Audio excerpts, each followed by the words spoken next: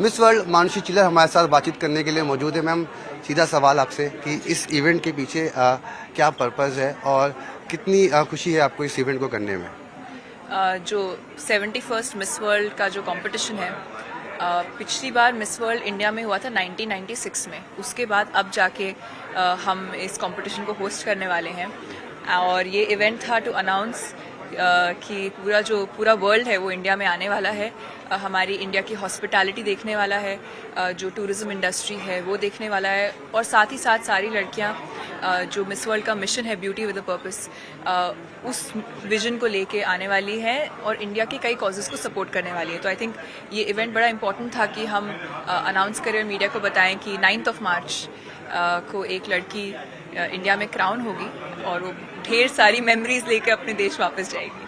सवाल ये भी कि साथ में आपके साथ 4 और मिस वर्ल्ड है जी। और वो भी अब भारत भ्रमण कर रहे हैं, भारत के कल्चर को, भारत के टेस्ट को जान रहे हैं। ऐसे में तमाम जो गर्ल्स हैं जो आपकी तरह मिस वर्ल्ड बनना चाहती हैं, उनके लिए भी एक काफ़ी एक्साइटमेंट का मौका है कि तमाम मिस वर्ल्ड को वो एक साथ देख पा रही हैं। क्या कहेंगी उन लड़कियों को कि किस तरीके से वो भी आपकी तरह बन सकती हैं अगर कोशिश करें तो? देखिए, मैं भी एक लड़की थी, बचपन से ही मेरा सपना था मिस वर्ल्ड बनना, और इस प्लेटफॉर्म पर आना। तो कहीं ना कहीं मैं सभी लड़कियों से यही बोलूँगी कि एक अच्छा एक्सपोजर है, क्योंकि आप 3 हफ्तों के लिए सारी कंटेस्टेंट्स को देखेंगे। जो डिसीजन होता है वो एक रात में नहीं लिया जाता। वो डिसीजन आप जितना 1 महीने का टाइम, जब मैं गई थी तो 1 महीना हमारे साथ पूरी टीम रही थी, हमें अलग अलग एक्टिविटीज़ कराई थी। तो आप, क्योंकि अब वो इंडिया में हो रहा है तो इंडिया की लड़कियां देख पाएंगी कि किस तरह से सारी लड़कियां अपने आप को कंडक्ट करती हैं, किस तरह से कंपटीशन में क्या फास्ट ट्रैक इवेंट्स होते हैं। तो कहीं ना कहीं दिस इज़ ये एक बड़ा एक इनसाइड व्यू है और बहुत ही क्लोज ऑब्जर्वेशन है। तो मैं उन सब लड़की को यही कहूँगी कि अगर आप हम सभी 5 मिस वर्ल्ड्स को देखें तो हम 5 बहुत अलग हैं। हमारी पर्सनालिटी अलग है, हमारे स्ट्रेंथ्स अलग हैं, तो और हम अलग अलग देशों से हैं, हम अलग कॉन्टिनेंट से हैं। तो उससे शायद ये सीख मिलती है कि जो मिस वर्ल्ड है वो एक ऐसी लड़की को नहीं ढूंढ रहा जिसको वो एक बॉक्स में फिट कर सकें, पर वो एक ऐसी लड़की को ढूंढ रहे हैं जो उनका विजन है ब्यूटी विद अ पर्पस, उसमें अपना एक अलग तरह से वैल्यू ऐड कर सके।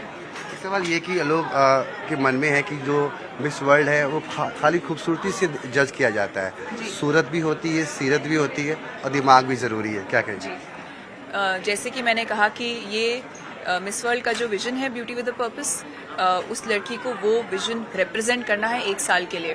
तो एक तरह से वो एक सिलेक्शन प्रोसेस का बहुत बड़ा पार्ट है। कई इवेंट्स होते हैं, आप लड़कियों के साथ इतना टाइम स्पेंड करते हो कि आप हर एक लड़की को बड़े क्लोजली जान पाते हो, और एक बहुत ही ये आसान जॉब नहीं है, क्योंकि मैंने 1 साल के लिए किया है।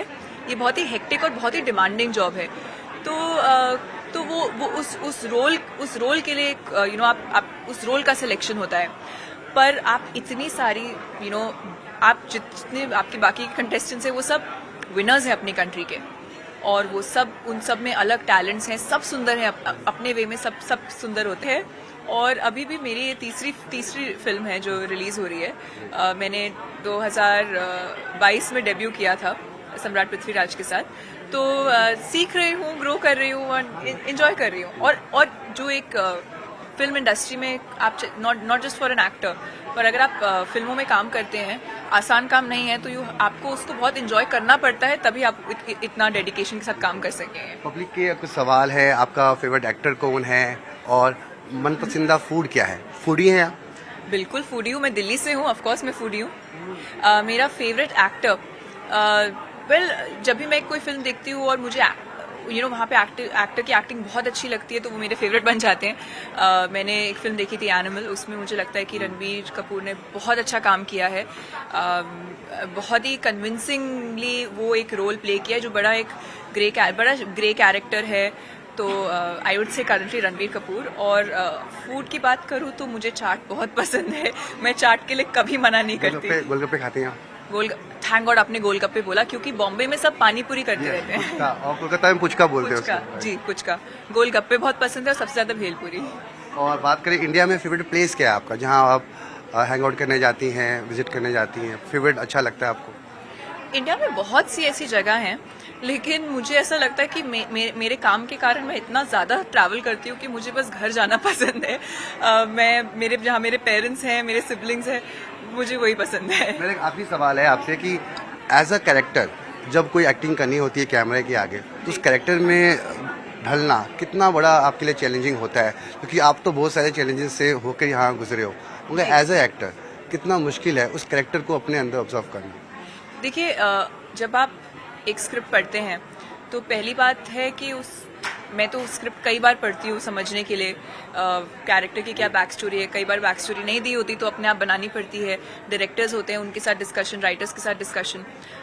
पर कहीं ना कहीं आप ये रियलाइज़ करते हो कि ये मेरी बहुत बड़ी सीख रही है फिल्मों की दुनिया से, कि हर एक आदमी और हर एक कैरेक्टर, चाहे वो आपको स्क्रीन पे हीरो लग रहा है, विलन लग रहा है, सबको लगता है कि वो सही है। जैसे कि हम सब शायद कई बार अग्री ना करें, कई बार हमारी दूसरों के साथ आर्ग्यूमेंट होती है, तो वो समझना बहुत ज़रूरी है कि हर एक कैरेक्टर आपके अंदर है और आपको बस उस कैरेक्टर के नज़रिए से देखना है। तो वो नज़रिए से कैसे देखना है, वो अलग अलग प्रोसेस रहते हैं। वो उसमें कई बार आपकी डायरेक्टर हेल्प करता है, कई बार आपको इमीडिएटली समझ आ जाता है, कई बार आपको खुद अपने आप से बनाना पड़ता है। जैसे कि मेरी पहली फिल्म थी सम्राट पृथ्वीराज, अब वो 12th सेंचुरी की फिल्म है और वहाँ पे राजकुमारी संयोगिता को सम्राट पृथ्वीराज से प्रेम हो जाता है बिना उनसे कभी मिले। तो ये आज की दुनिया में तो हम इमेजिन नहीं कर सकते।